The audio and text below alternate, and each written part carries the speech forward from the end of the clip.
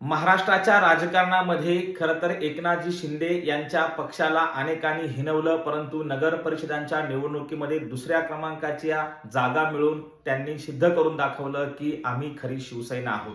आज आपण पाहतोय जवळपास 12 ते 15 महानगरपालिकेमध्ये शिवसेनेची भाजपसोबत युती झालेली नाही. अनेक ठिकाणी झुलवत ठेवलं आणि स्वबळाचा नारा अनेक ठिकाणी शिवसेना नेत्यांनी दिलेला आहे. विशेषतः आपण पाहतोय नांदेडमध्ये ठाकरे गटांची किती वाताहत झालेली आहे. अनेक ठिकाणी अनेक महानगरपालिकामध्ये ठाकरे गट आपल्याला दिसतही नाही. याच्यावरून लक्षात येतं की सर्वसामान्य जनतेला, सर्वसामान्य लोकांना खऱ्या अर्थाने एकनाथजी शिंदे यांच्यावरती त्यांनी विश्वास टाकला आहे आणि ती शिवसेना खरी वाटते हे नाकारता येत नाही. आणि म्हणून अनेक ठिकाणी एकनाथजी शिंदे यांनी आपलं अस्तित्व दाखवून दिलं. नगर परिषदेमध्ये भाजपलाही दाखवून दिलं की तुम्ही किती जरी मला टाळायचा प्रयत्न केला, किती जरी माझा गेम करायचा प्रयत्न केला, तरी माझा गेम मी होऊ देणार नाही, असं ठामपणे एकनाथजी शिंदे यांनी दाखवून दिलेलं आहे. त्यामुळे येत्या महानगरपालिकेमध्ये ज्या ठिकाणी भाजपसोबत युती नाही अशा ठिकाणी तगडी फाईट ही खरं तर भाजप आणि शिवसेना एकनाथजी शिंदे यांच्यामध्येच होणार आहे. खरं तर ते निकाल